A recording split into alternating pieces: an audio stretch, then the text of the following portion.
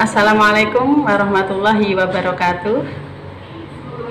Terima kasih kepada Ayah Bunda yang telah berkenan hadir di kegiatan sosialisasi pembelajaran metode Al-Quran pada hari ini. Mudah-mudahan Ayah Bunda tetap sehat, tetap semangat, dan selalu bahagia. Dari yang bisa disampaikan ya, bahwa kami akan mencoba menyampaikan sosialisasi tentang metode pembelajaran Al-Quran yang kami pakai adalah metode Al-Husna. Nah, mungkin di telinga Ayah Bunda masih terdengar asing ya, tapi insya Allah metode Al-Husna ini insya Allah mudah-mudahan akan cepat dikenal dan disenangi gitu ya, terutama untuk pembelajaran ke anak-anak gitu ya. Metode Al-Husna sendiri sudah kami pakai sekitar 1 tahun ya, yang sebelumnya kami memakai metode yang lain, dan alhamdulillah dengan metode Al-Husna ini anak-anak cukup antusias dan sudah menunjukkan hasil yang sangat signifikan gitu ya.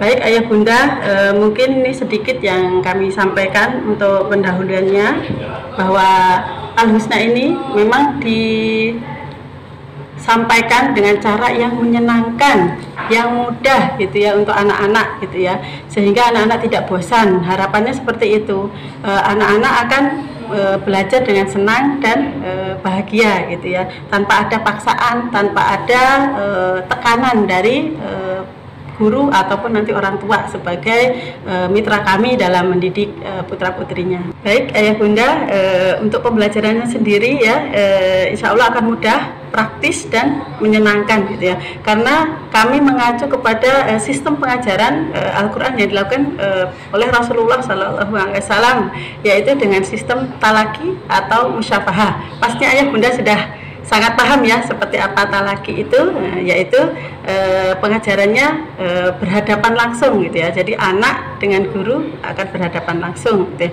Cuman mungkin untuk masa pandemi ini insya Allah nanti kita akan mencari cara atau mencari sistem yang sedemikian rupa yang mendekati sistem talaki tersebut gitu ya.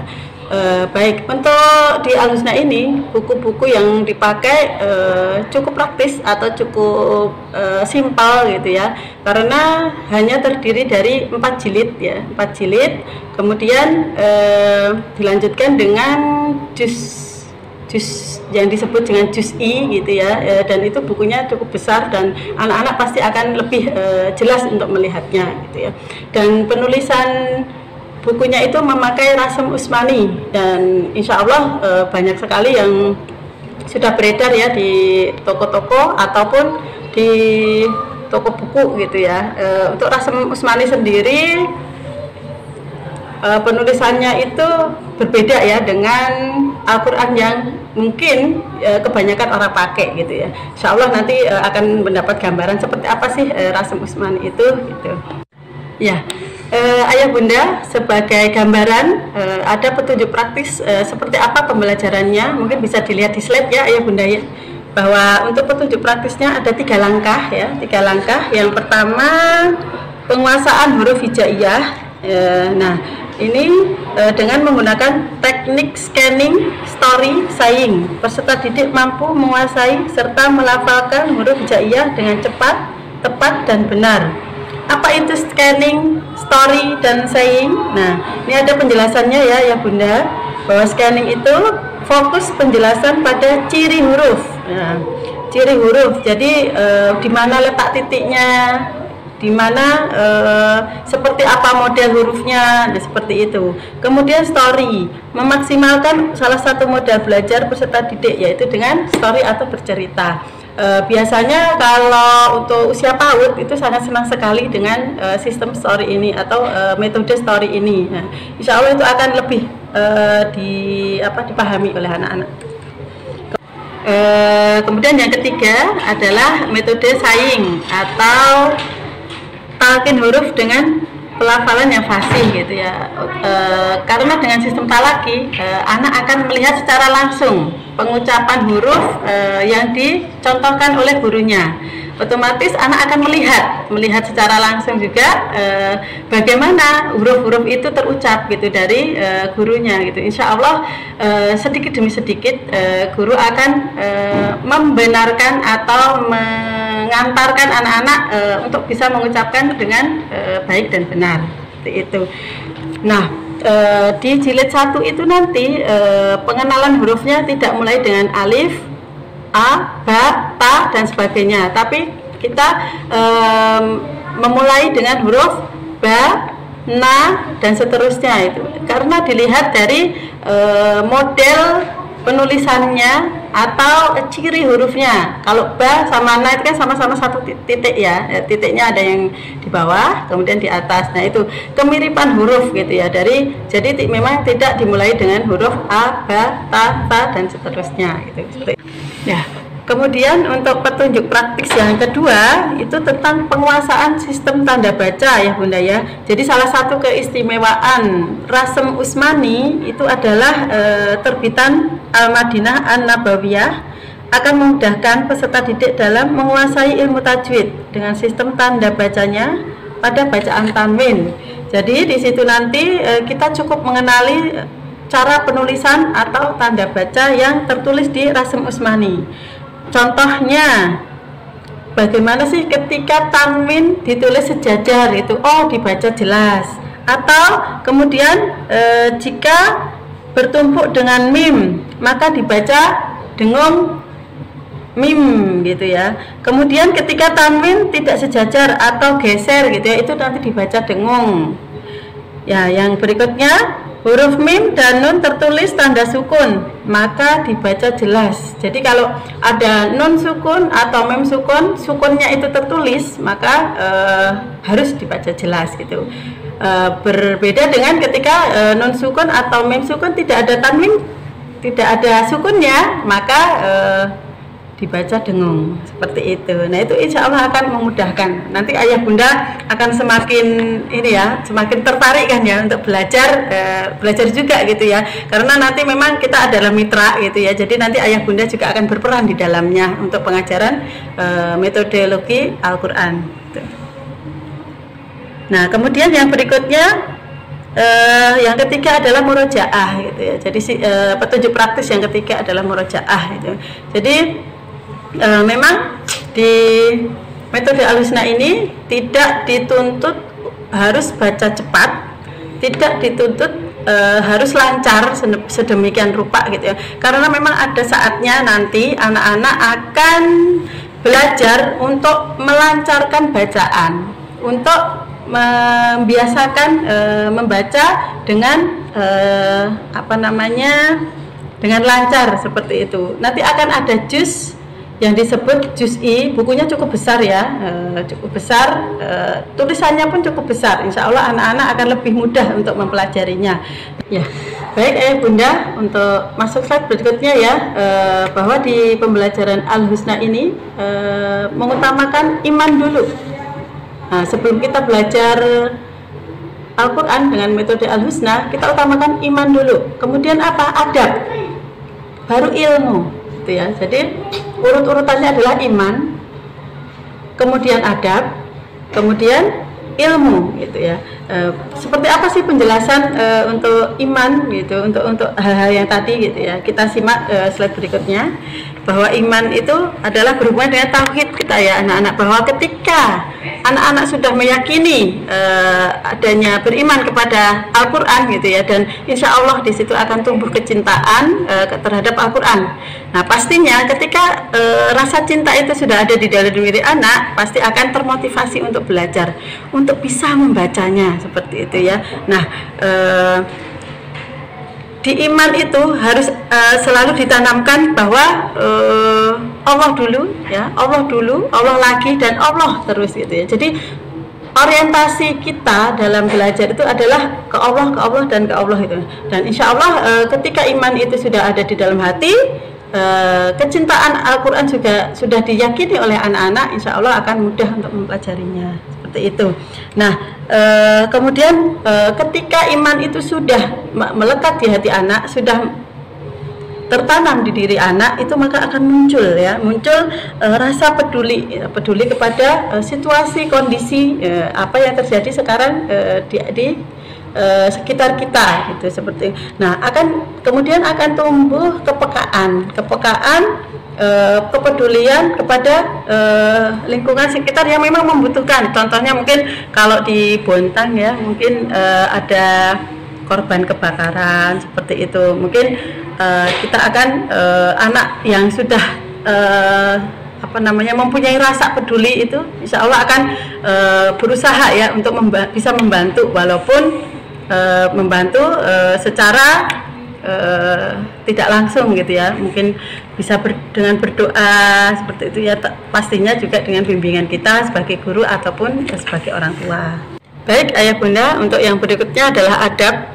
Nah, adab ini sangat penting sekali ya. Sebelum kita belajar atau mendapatkan sebuah ilmu, itu adab-adabnya harus dipenuhi dulu. Dan di Al-Husna atau di pembelajaran Al-Quran metode Al-Husna ini sangat mengutamakan adab. Nah, adab-adab ini meliputi ya, ada tentang adab metodologinya, kemudian murid terhadap guru itu harus seperti apa, kemudian guru terhadap murid juga seperti apa. Nah, kita bahas satu-satu ya Bunda ya.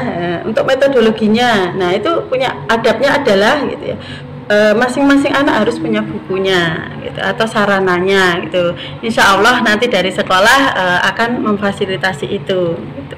Kemudian yang kedua, tidak menggandakan secara ilegal atau memakai sarana yang berkaitan dengan metodologi. Jadi mohon maaf, kami sangat tidak membenarkan gitu ya, Ayah Bunda akan menggandakan atau memperbanyak sarana-sarana yang ada di Al-Husna, termasuk bukunya sekalipun gitu ya.